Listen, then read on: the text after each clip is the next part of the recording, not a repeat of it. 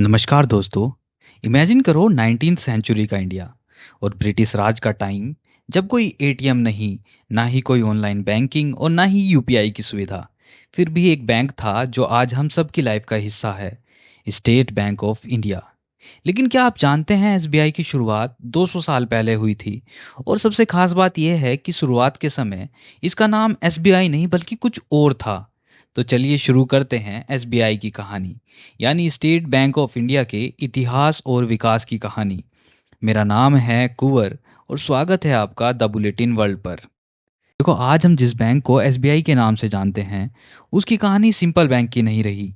ये कहानी है भारत के इकोनॉमिक बैकबोन बनने की, एक ऐसे इंस्टीट्यूशन की जो ब्रिटिश राज के टाइम शुरू हुई और आज इंडिया के हर एक कोने में अपना विस्तार कर चुकी है। एसबीआई की नींव 19th सेंचुरी के पहले दशक में पड़ी, लेकिन किसी और नाम से। तारीख थी 2 जून 1806 और इस दिन कोलकाता, जो पहले का कलकत्ता था, में बैंक ऑफ कलकत्ता अस्तित्व में आया। और उस समय देश में ब्रिटिश राज की स्थापना ब्रिटिश ईस्ट इंडिया कंपनी के द्वारा ही की गई थी। इसकी शुरुआत के करीब 3 साल बाद बैंक को अपना चार्टर प्राप्त हुआ और 2 जनवरी 1809 में इसका नाम बदलकर बैंक ऑफ बंगाल कर दिया गया। बदलाव का ये सिलसिला यहीं नहीं थमा और इसका नाम आगे भी बदलता रहा। 1809 में बैंक ऑफ बंगाल नाम मिलने के बाद देश में आगे के कुछ सालों में उस समय के हिसाब से बैंकिंग सेक्टर में तेजी आने लगी। ये तारीख थी 15 अप्रैल 1840, जब बम्बई, जो आज का मुंबई है, में बैंक ऑफ बॉम्बे की नींव पड़ी थी। 3 साल बाद 1 जुलाई 1843 को बैंक ऑफ मद्रास अस्तित्व में आया। दरअसल इन बैंक्स का काम था ब्रिटिश सरकार के फिनेंसिस को मैनेज करना, जैसे रिवेन्यू कलेक्ट करना, सैलरीज देना और ट्रेड को सपोर्ट करना। इनके पास एक स्पेशल पावर भी थी, पेपर करेंसी इशू करना। लेकिन 1861 में जब पेपर करेंसी एक्ट आया, ये पावर सरकार के हाथ चली गई।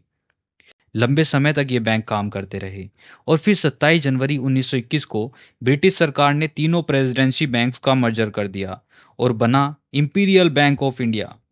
ये बैंक पूरे इंडिया में छाया हुआ था। इसके 172 ब्रांचेस और 200 से ज़्यादा सब ऑफिसेज के साथ इन इसने बैंकिंग को हर कोने तक पहुंचाया। लेकिन ये बैंक सिर्फ ब्रिटिश के लिए नहीं थे, ये लोकल कॉमर्स को भी सपोर्ट करते थे और धीरे धीरे इंडियन कस्टमर्स के लिए भी एक भरोसेमंद नाम बन गए।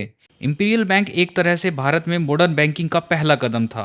जब साल 1947 में इंडिया आज़ाद हुआ, ऑल इंडिया रूरल क्रेडिट सर्वे कमेटी की रिकमेंडेशंस 1995 में एक नया चैप्टर शुरू हुआ। पार्लियामेंट ने state bank of India act पास किया और इंपीरियल बैंक को नेशनलाइज करके स्टेट बैंक ऑफ इंडिया में बदल दिया। तो आज का स्टेट बैंक ऑफ इंडिया है। एसबीआई के पहले चेयरमैन बने जॉन मथई। एसबीआई का सफ़र यहीं नहीं थमा। 1960 से लेकर 2000 तक इसने कई बैंक्स को एक्वायर किया, जैसे बैंक ऑफ बड़ौदा 1969 में, नेशनल बैंक ऑफ लाहौर 1970 में और कृष्णम बालदेव बैंक 1975 में। 2008 में state bank of India of Saurashtra merge हुआ, 2010 में state bank of Indore merge हुआ और साल 2017 में एसबीआई ने अपने 5 एसोसिएट्स बैंक को, जिनमें state bank of Bikaner and Jaipur, Hyderabad, Mysore, Patiala and Travancore और भारतीय महिला बैंक को भी मर्ज कर लिया। और इन सभी मर्जर्स की वजह से एसबीआई को वर्ल्ड टॉप 50 बैंक्स में ला खड़ा कर दिया। आज एसबीआई के पास 22,500 से ज़्यादा ब्रांचेस हैं, 63,000 से ज़्यादा एटीएम्स हैं और लगभग 23,000 से ज़्यादा आउटलेट्स हैं, जो 50 करोड़ से ज़्यादा कस्टमर्स को सर्व करता है। और अच्छी बात ये रही कि एसबीआई ने खुद को टाइम टू टाइम अपडेट भी करता रहा। 2017 में योनो ऐप लॉन्च हुआ, जो बैंकिंग और लाइफस्टाइल सर्विस को एक प्लेटफॉर्म पे ले गया। ऑनलाइन बैंकिंग, मोबाइल ऐप्स और डोर स्टेप सर्विस जैसे टैब बैंकिंग और केवाईसी ऑन व्हील्स ने एसबीआई को घर घर तक पहुंचाने में तो दोस्तों, एसबीआई की कहानी सिर्फ एक फाइनेंशियल इंस्टीट्यूशन की कहानी नहीं है। ये कहानी है भारत के विकास की।